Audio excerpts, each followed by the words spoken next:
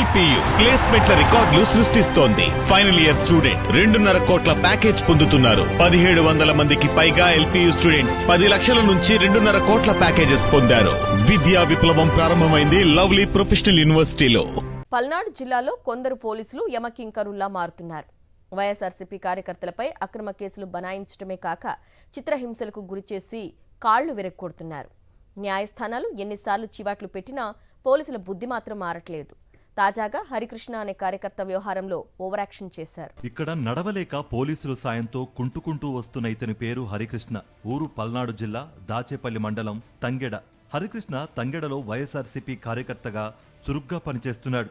కూటమి సర్కార్ అధికారంలోకి వచ్చాక తెలుగుదేశం నేతల బెదిరింపులతో హరికృష్ణ ఊరు వదిలిపెట్టి తెలంగాణకు వెళ్లిపోయాడు. ఇటీవల హనుమాన్ జయంతి సందర్భంగా గ్రామానికొచ్చాడు. విషయం తెలుసుకున్న హరికృష్ణను పోలీసులు చిత్రహింసలకు గురిచేశారు.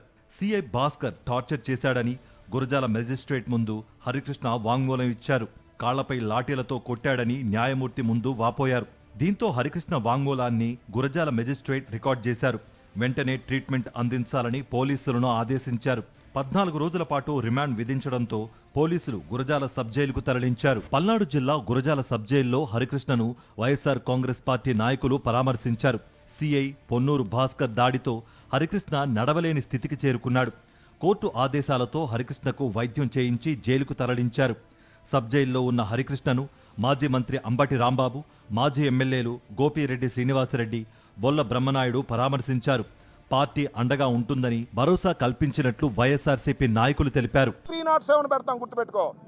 We are filing a private complaint against the police that 307 నువ్వు ఉప్పుతోళ్ల హరికృష్ణని పట్టుకెళ్లి చంపడానికి ప్రయత్నం చేశావు అనేది వాస్తవాన్ని కూడా మనం చేస్తున్నాం. మీకు అధికారం ఉంటే, మీకు పోస్టింగ్లు ఇచ్చేవాళ్ళు చెబితే మీ ఇష్టం వచ్చినట్టు చేస్తే మేము చూస్తూ ఊరుకోవాలా? ఎంత దుర్మార్గం ఇది! నువ్వు మర్డర్ కేసు పెట్టుకుంటావో, అటెంప్ట్ మర్డర్ పెట్టుకుంటావో, లేకపోతే ఇంకో కేసు పెట్టుకుంటావో, నీ ఇష్టం పెట్టుకో. కోర్టులో మేము తేల్చుకుంటామని మనం చేస్తున్నాం. ఏదైనా ఉంటే కేసు పెట్టండి, కోర్టుకు హాజరుపరచండి, జడ్జి గారి ముందు. తప్పు చేస్తే జైలుకు పంపించండి. అంతేగాని అసలు మీకు మఫ్టీ కారులో తీసుకువెళ్లాల్సిన అవసరం ఏంటి? నిజంగా అతను తప్పు చేస్తుంటే ఒక పోలీసు వెహికల్ కానీ, పోలీసు వాళ్ళ వెహికల్లో తీసుకువెళ్ళటం అంటే మీరు దొంగతనం చేస్తున్నారు, తప్పు చేస్తున్నారని అర్థం. హరికృష్ణకు పోలీసుల వేధింపులపై వైఎస్ జగన్ ఫైర్ అయ్యారు. దాచేపల్లి పోలీసుల దుర్మార్గంగా వ్యవహరించారని మండిపడ్డారు. రాష్ట్రంలో అప్రకటిత ఎమర్జెన్సీని సూచిస్తోందన్నారు వైఎస్ జగన్. ప్రజలకు రక్షణ కల్పించాల్సిన పోలీసులే హింసకు పాల్పడడం ఎంతవరకు సమంజసమన్నారు. చట్టాన్ని చేతుల్లోకి తీసుకునే అధికారం మీకు ఎవరిచ్చారు? హరికృష్ణపై 3rd డిగ్రీ ప్రయోగిస్తారా? దీన్ని సమర్థించుకునేందుకు కట్టుకథ అల్లుతారా అని ప్రశ్నించారు. స్వయంగా టీడీపీ నేత కారులో హరికృష్ణను తరలించి స్టేషన్లో తీవ్రంగా కొట్టి సిఐ క్వార్టర్స్లో దాచిపెడతారా? హరికృష్ణ తల్లిదండ్రులు, గ్రామస్తులు ఆందోళన చేయకపోతే అతన్ని ఏం చేసేవారని ప్రశ్నించారు వైఎస్ జగన్. ఈ అంశాన్ని అన్ని వ్యవస్థల దృష్టికి తీసుకువెళ్తామన్నారు. న్యాయం జరిగే వరకు ఈ వ్యవహారాన్ని విడిచిపెట్టమన్నారు మాజీ సీఎం వైఎస్ జగన్.